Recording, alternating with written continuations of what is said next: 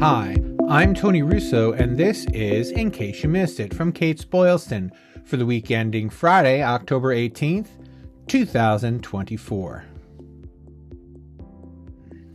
First up, I want to bring your attention to this week's Funeral Service Insider, the newsletter, because there are two things that are important. One is a free article that you can read, and the other one is free-ish. That is, you can read it, but you will have to give over your email address for access to the site, but it is going to be worth it this week.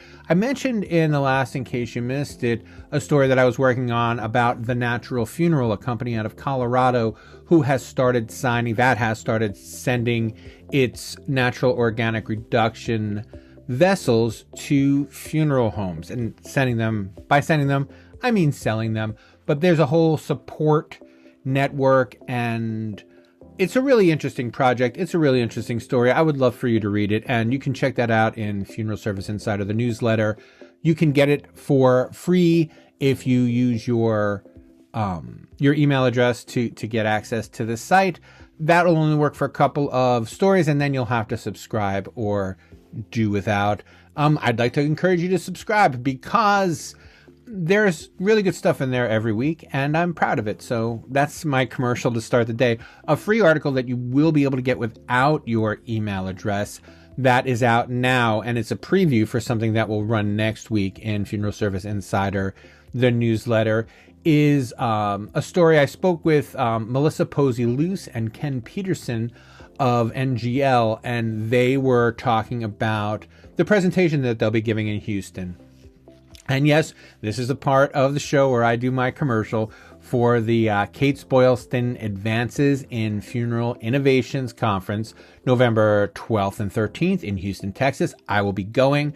I would love to see you there. I'm actually hosting a panel at the end of the conference, which should be fun because I've done all these stories.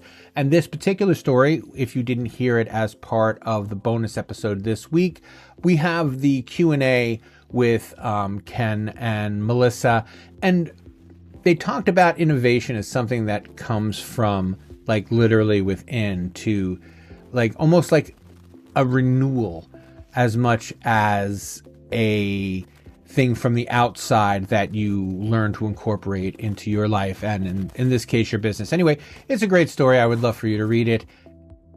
In industry news, Precoa has picked up life planning brand Everplans in the latest in a bunch of acquisitions of this sort. We mentioned before that Cake was purchased by Foundation Partners, and it's interesting to see. It looks almost like people are choosing sides, and we're going to do a larger feature on it in the near-ish future. But, you know, a couple of these consolidators have made these other acquisitions, and now to have Precoa get in the mix, it's almost like what is going on for consolidators is one kind of track, and then for independent funeral homes, there's kind of another track. It's really interesting, as we mentioned before, and I have a story coming out shortly. Homesteaders has switched, or I guess Park Lawn has switched all of its insurance to Homesteaders, which is not a shock, but a curious decision. I mean, you know, it makes good business sense, and we'll just have to see how all of this shakes out in the next several months. But for now, I encourage you to at least take a look at this Precoa story. Everplans is not unlike Cake, which was acquired by Foundation Partners, and it's a way to get people thinking about pre-need without talking to a funeral industry kind of person, which is what I'm particularly fascinated in. This kind of softer sell, letting people find you and come to you and finding a way to make that effective for your brand and for your company, and of course for the families that put their trust in you. So keep your eyes out. It's going to be a wacky couple of months, I think. And 2025, I'm already looking at a bunch of trends that I think are going to play out in 2025, but we'll talk about them at the end of the year. We've reported before on the Rivera Funeral Home and R.G. Ortiz Funeral Home Incorporated in New York. They were sued for icky.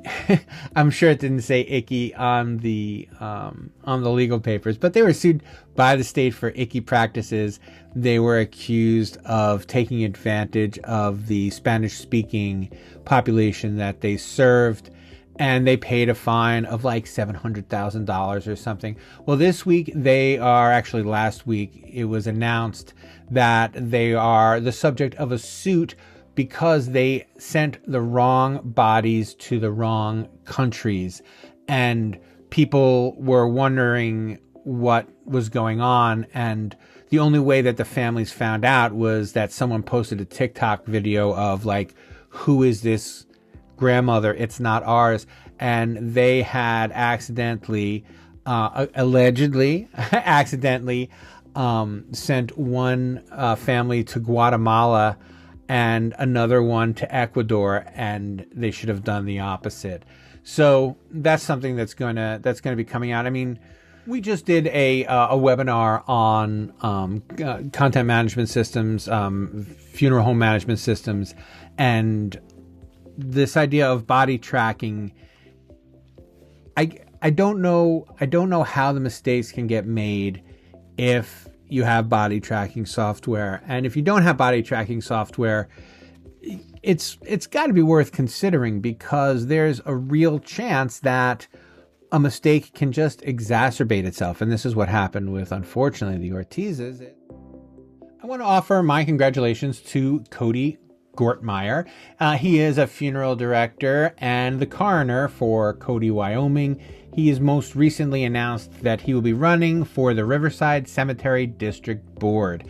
And the reason that that's important, and I'll put a link in the show notes, is cemetery boards are unfortunately oftentimes not kept up, and it can be a real problem when there's no one making sure that things get done at a small municipal cemetery, especially out in the West, or out in very, very rural places where it can be difficult to get enough people to care about a particular thing. And what was interesting about this story, and the reason that I bring it up, is someone had objected and said, hey, is it even legal for him to do this? And when it comes to volunteering for a position, even if it could be considered self-serving, if you have the time to complain about it, then run against him.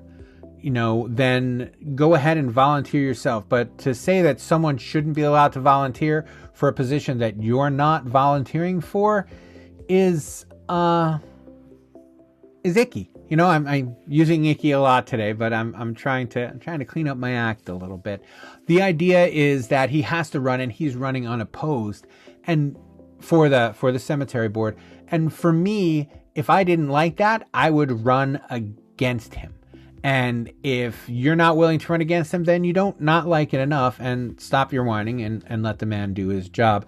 It can be concerning when, industry people are on industry boards, especially from the outside, especially, as a guy, I've been reporting for a long time, and industry people on industry boards, the FCC, for example, isn't always consumer friendly, but making sure that a cemetery stays open and operates and can get people in the ground when it's necessary is something that, as a funeral director, you really want to take a good look at. And as the only coroner in the area, there's probably not a lot of death care professionals who are stepping up to do these jobs. And, I say all power to him for doing it, and congratulations, and we wish him the best of luck in his upcoming unopposed election.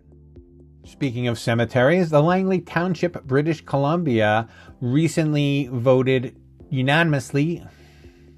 Speaking of cemeteries, the Langley Township, British Columbia Council recently voted unanimously to allocate $100,000 toward the development of a new green burial section at the Langley Lawn Cemetery. This will set aside up to 50 plots for the environmentally friendly, low impact burial.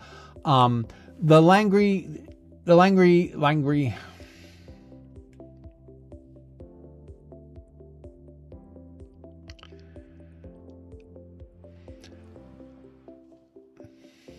estimates now are that the cemetery will generate between $198,000 and $363,000 before it is filled. And that is not just the 50 plots, but that's the first 50 plots plus the other plots that they'll develop once they have this system in place. And with people asking, even if you're ambivalent or against this notion of green burial, something that I think is overlooked too often, and I mentioned it in my NOR story, is how reports of these alternative methods at least get people to start thinking about what they would want. Like, I don't want a green burial, or I don't want to be composted. But then you start to think of that in terms of, well, what do you want? So I think it's really good for the industry, any of these changes, and to have municipalities increasingly embracing these is good to see, because I think it's good for all of the local funeral homes. I've talked to funeral directors. I mentioned it in the NOR story that, kind of have an eye roll. Yeah, green burial, here's how much it costs. Oh, well, what does non-green burial cost? An extra $1,200. It's people are often disappointed to find out that, green burial doesn't mean free burial.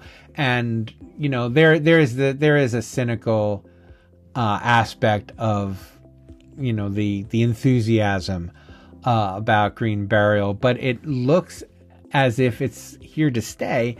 And people are excited about it. And I'm just happy to have people thinking about how they want to end up, rather than hoping that they won't ever die. And that will do it for this week. In case you missed it, is a Kates-Boylston production. It was written, edited, and videoed by me, Tony Russo. Please subscribe wherever you are listening, watching, or listening now.